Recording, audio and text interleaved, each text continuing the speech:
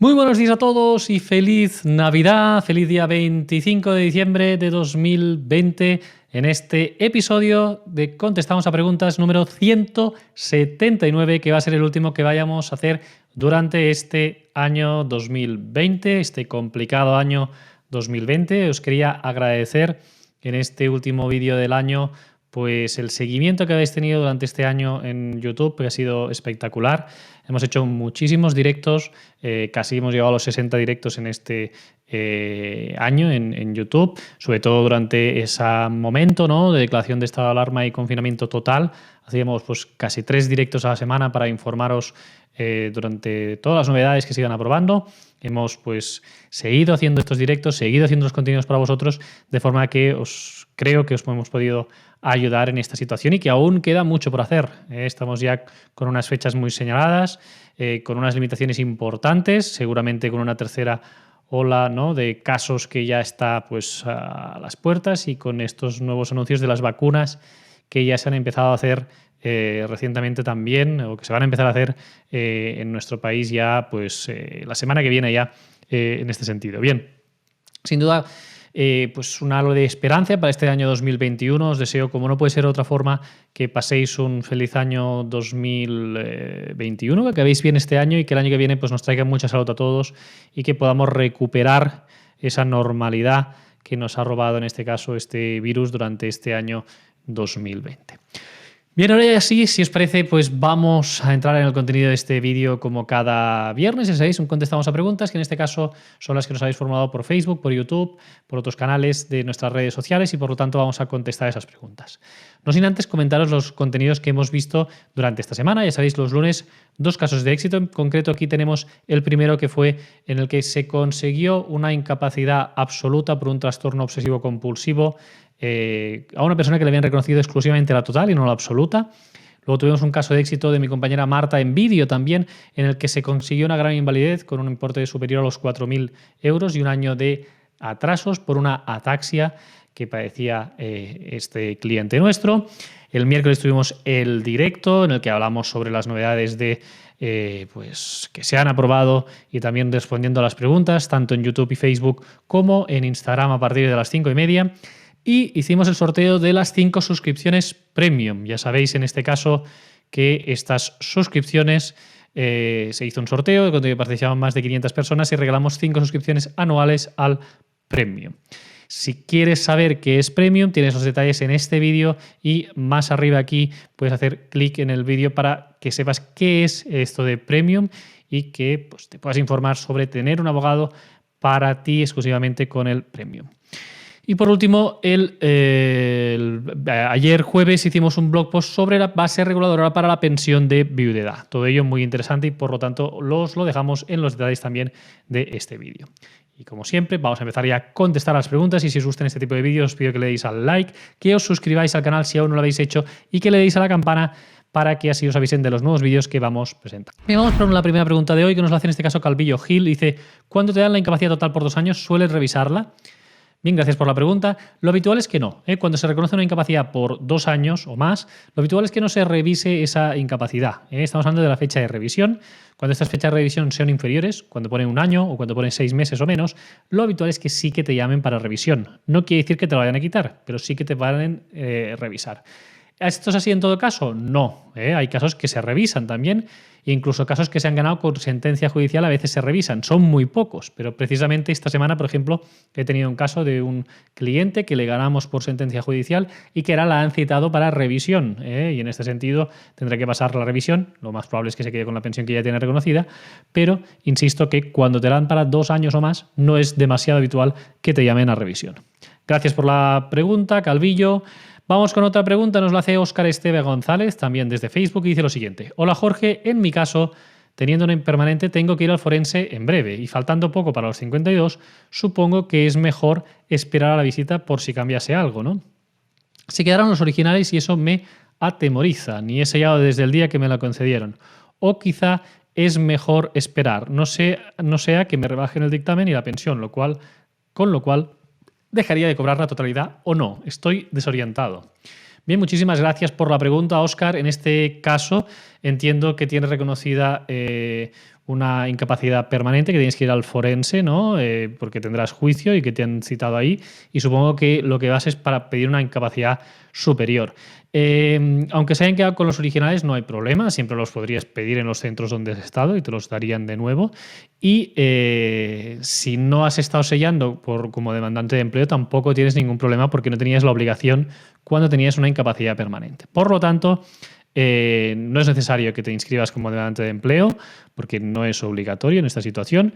Y ahora vamos a ver la sentencia, que es lo que te dicen si te acaban de reconocer esa incapacidad absoluta, para lo cual el informe del forense que vayan a hacer en esa citación que tú tienes pues va a ser realmente importante. Muchas gracias, Óscar, por la pregunta y mucha suerte. Vamos con otra pregunta. Nos la hace Juan Gallego. Dice lo siguiente. Buenas tardes. Solicité el subsidio de 52 años el día 29 de septiembre de 2020, pero tuve otros ingresos hasta 20 de septiembre. Y me han pagado con carácter retroactivo desde el 5 de agosto de 2020, que es cuando me reconocieron el derecho. ¿Se puede considerar cobro indebido?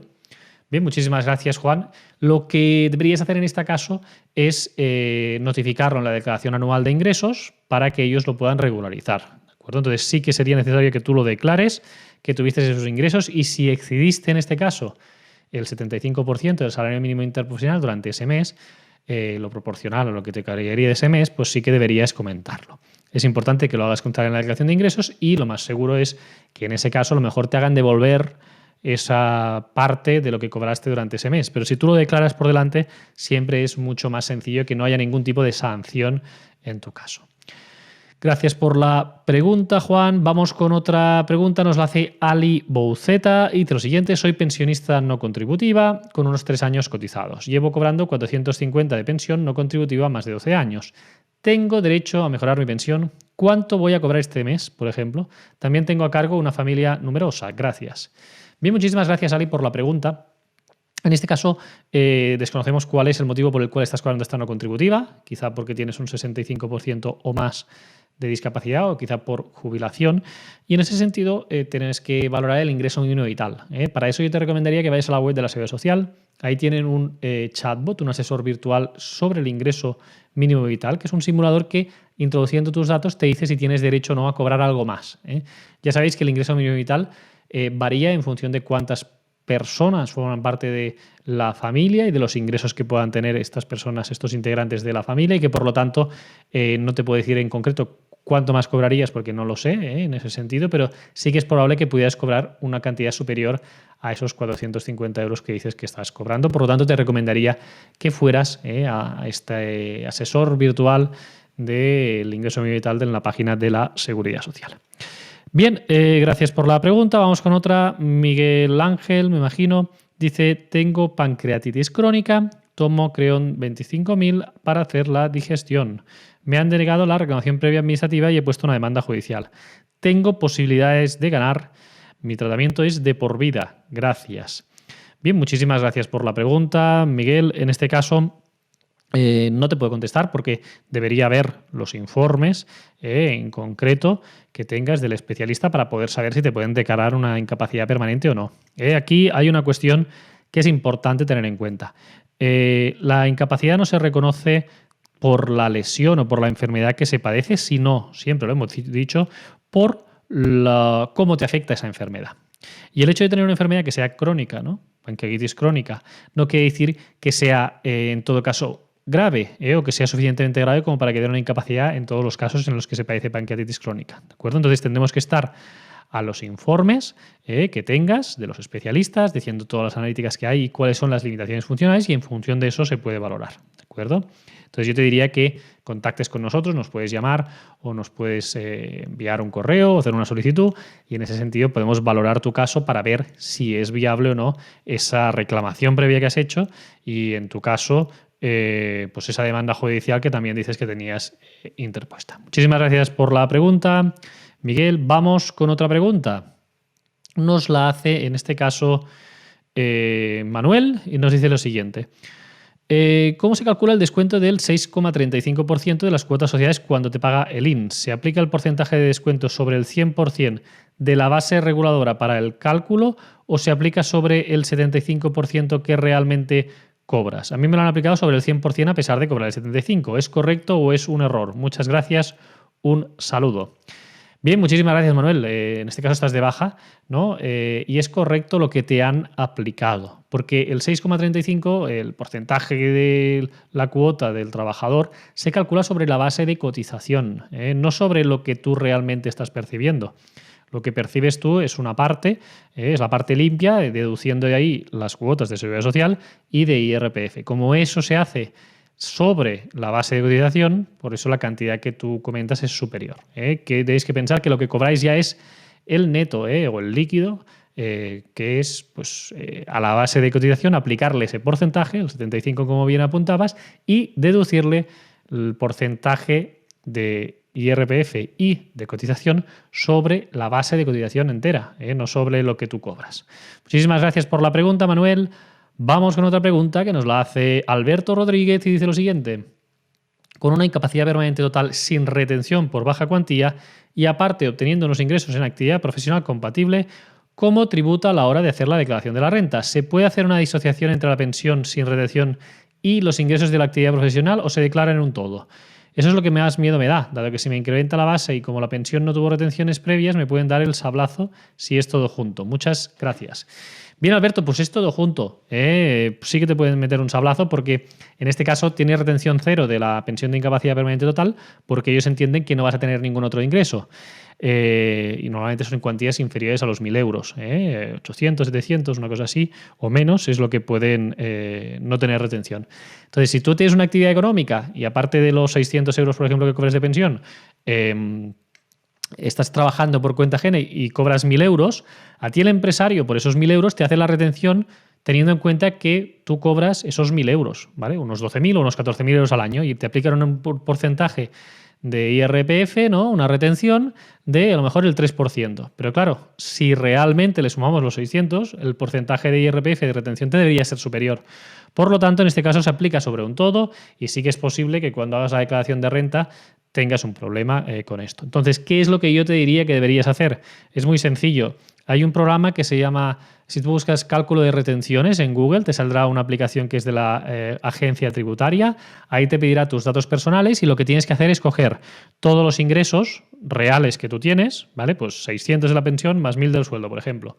Sumas esos 1.600, lo multiplicas por 12 o por las pagas que tengas, por 14, sumas todo eso y ahí, una vez llegas al final de todo y explicas tus circunstancias familiares y personales, te dice el porcentaje de retención, que eso es lo que vas a tener que pagar en la declaración de renta. Por lo tanto, ten en cuenta esto para que así, el año que viene, cuando tengas que hacer la declaración, pues no tengas ese susto y ese sablazo que comentas que puedes tener. Muchísimas gracias por la pregunta, Alberto. Vamos con otra, nos la hace Magno y dice lo siguiente: jubilado por incapacidad permanente 36 años. Al no tener 20 años de servicio, me han quitado el 25%. A la edad de jubilación 66. ¿Ese 25 habría que solicitarlo o ya estaría perdido? Bien, muchísimas gracias por la pregunta.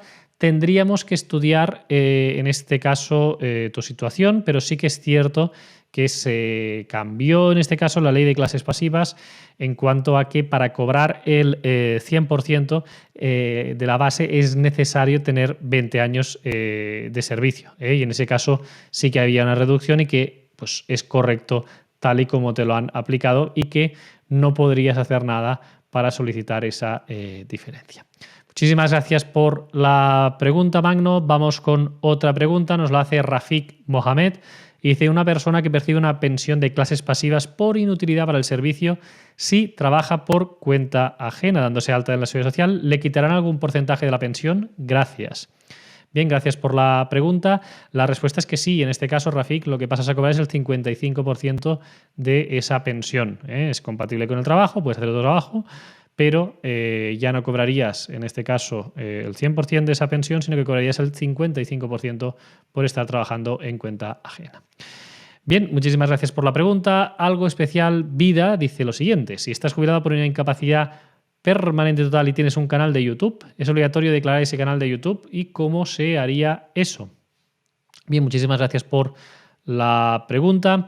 Si tienes una incapacidad total, en este sentido, no quiere decir que no puedas tener una actividad. Si esa actividad es compatible con esa incapacidad total que tienes, como tener un canal de YouTube, es posible que tengas esos ingresos derivados de ese canal por publicidad o por otras cuestiones, y en ese sentido estos ingresos los tienes que declarar, son totalmente compatibles, y sí que deberías declarar esos ingresos si son habituales y si son de una cantidad considerable. Normalmente lo que se suele decir es que si esos ingresos son de una cantidad que no supera el salario mínimo interprofesional y demás, pues no hay esa obligación de estar dado de alta de autónomo, y por lo tanto no deberían declararse. Pero todo depende de la habitualidad, del número de esos ingresos, y si se entiende que es algo esporádico o es una cantidad pues importante. Si no lo es, pues no haría falta que hicieras la declaración de alguna de esos ingresos.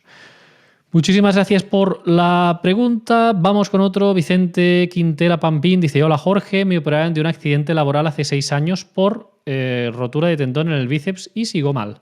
El traumatólogo no me recomienda volver a operarme por mi edad y porque no tiene solución médica. ¿Cómo y dónde puedo pedir una prueba biomecánica para demostrar mi limitación? ¿A la mutua me operó hace 6 años, en mi mutua actual o en mi servicio de riesgos laborales actual? ¿O es la Seguridad Social que cuando pides la incapacidad te envía a un centro médico para hacer la prueba? Muchísimas gracias. Bien, muchas gracias Vicente por la pregunta. En este caso, para hacer esta prueba biomecánica, que lo hemos comentado muchas veces, la Seguridad Social no te envía a ningún centro biomecánico. Tenéis que tener en cuenta que estos centros biomecánicos son privados, no son públicos, y que por lo tanto el INS no te enviará ninguno. Entonces, las mutuas tienen colaboración, incluso tienen algunos servicios propios. Por ejemplo, Asepello tiene una en Sant Cugat, cerca de Barcelona, y en algún sitio en Andalucía también tienen algunas. Pero en general las mutuas también subcontratan estos servicios a estas empresas de biomecánica privadas. ¿Dónde hay empresas de biomecánica? Pues tenemos varias en territorio español, tenemos en Cataluña, tenemos en Barcelona varios centros, tenemos a Invalcor, a IBC. En Valencia también, pues tenemos también a Invalcor, también hay el Instituto Biomecánico de Valencia, en Madrid también hay, en Vigo, en las Canarias y en pocos sitios más. Básicamente esto sería un poco todos los sitios donde hay biomecánica. Por lo tanto, en las zonas del País Vasco no tenemos este servicio y normalmente se tiene que ir a Madrid. En Andalucía también, y mucha gente, pues, en Murcia, y mucha gente pues acaba yendo a Valencia o a Madrid. O en Aragón tampoco, y mucha gente pues, de Zaragoza viene hasta Barcelona a hacer estas pruebas. En ese sentido, estos son los centros donde más o menos hay estas pruebas biomecánicas y son muy interesantes para un caso como el que tú dices. En todo caso, háblalo con tu mutua, que yo creo que es lo que puede ser mejor, y a ver si tienen colaborador con algún centro, y si no, pues puedes contactar con nosotros para decirnos de dónde eres y te diremos cuáles son los centros que puedas tener más cercano para que puedas consultar con ellos. Muchísimas gracias por la pregunta, Vicente. Y vamos con la última pregunta. Nos la hace en este caso Ana María Martínez y dice: ¿podría ser silencio administrativo mi situación? En junio hice 18 meses de baja sin ser visitada por el tribunal y en julio me propusieron una incapacidad. Después recibo una carta a los pocos días donde me pone que me han dado una prórroga, pero se refería a cuando había cumplido los 365 días. De los 18 meses de baja hasta ahora, casi 2 años de la baja, no he recibido ninguna notificación de demora de calificación y tampoco he pasado por el tribunal. ¿Los 135 días cuentan desde los 18 meses hasta ahora? ¿Se entiende silencio administrativo? Bien, muchísimas gracias Ana María por la pregunta. Lo primero que yo te diría es que vayas a la página de la Seguridad Social y presentes una queja. Como os explica muchas veces, cuando entras vas a más información, luego ahí le das a Seguridad Social y os deja presentar un escrito o queja o consulta en el INS. Le dais ahí, incluso si no tenéis certificado digital, puedes escribir adjuntando tu DNI, una fotocopia, y en este caso pues pones: oye, pues estoy en esta situación, me ha pasado esto, no tengo ninguna situación, etcétera. Y ellos te contestan en un plazo de más o menos de 2 o 3 días. ¿Por qué os digo esto? Porque ya sabéis que a fecha de hoy, 25 de diciembre de 2020, no están dando citas en muchos CAIs, en muchas oficinas de la Seguridad Social. Entonces, importante tener en cuenta en este caso, el silencio administrativo opera una vez se ha iniciado el procedimiento y el procedimiento se puede suspender por varios motivos. Entonces, no ha habido una solicitud por tu parte y tampoco ellos te han dicho de oficio que se ha iniciado este procedimiento de incapacidad permanente. Por lo tanto, yo entiendo que no opera esos 135 días y deberías, en todo caso, pues para forzar un poco esto, iniciar tú el proceso de solicitud pero antes de eso yo me esperaría tener la respuesta de Lynch, de esos 2 días o 3 que puedan tardarte en decirte alguna cosa. Cualquier cosa, pues nos comentas, nos puedes llamar también al despacho, enviar un correo y estamos en contacto. Muchísimas gracias, Ana María, por la pregunta y vamos, como no, con los agradecimientos a la audiencia. En este caso destacamos a 3. Víctor Manuel Bazán dice: gracias por ayudarnos con sus conocimientos en derechos laborales. Maribel Fernández Garrote dice: muchas gracias como siempre por instruirnos continuamente, sois estupendos, felices fiestas. Y Ana García Sánchez dice: desde Canarias, un placer, muchas gracias. Bien, en fin, muchísimas gracias a todos vosotros por escucharnos, por estar siempre ahí, por darnos el gusto de poder contestar a estas preguntas. Cada semana os preguntáis cientos de preguntas, hacemos simplemente algo más de 10, pero intentamos contestaros a las demás en YouTube también. Episodio número 179. Tenemos casi 100.000 suscriptores en el canal de YouTube, más de creo que 15 millones de reproducciones, que son muchísimas, y por lo tanto no nos queda más que felicitarnos y agradecer pues todo el apoyo y el seguimiento que habéis tenido a nuestro canal, que sin vosotros pues no sería posible este canal, y en este sentido pues también pues agradeceros el apoyo que hemos tenido por vuestra parte durante esta situación de estado de alarma, que hemos estado ahí con vosotros intentando apoyaros en estas situaciones complicadas como eran los ERTES, como eran las nuevas regulaciones que había, como eran todos los procesos de incapacidad que estaban sucediendo con los problemas que hay y que sigue habiendo, y con el tema de las jubilaciones sobre todo, y entre medio pues se nos han inventado un ingreso mínimo vital que también ha hecho que pues, tengamos mucho trabajo para poder informaros y ayudaros a conseguir lo que por derecho os corresponde. Ya sin más, pues en nombre de todo el equipo, agradeceros esa confianza, desearos unas felices fiestas, que paséis unas felices fiestas con vuestra familia, con vuestros seres queridos, y desearos mucha salud y mucha prosperidad para este próximo año 2021. Ya os dejo hasta el enero, volveremos a hacer un CAP ya el 8 de enero. Será el primero que hacemos. Hacemos una pequeña pausa de esta primera semana de enero y ya volveremos con normalidad con todos los contenidos, con sentencias, con directos, con vídeos divulgativos, con artículos en el blog, con estos vídeos contestando preguntas para vosotros y que os puedan resultar de utilidad. Un abrazo a todos y feliz Navidad.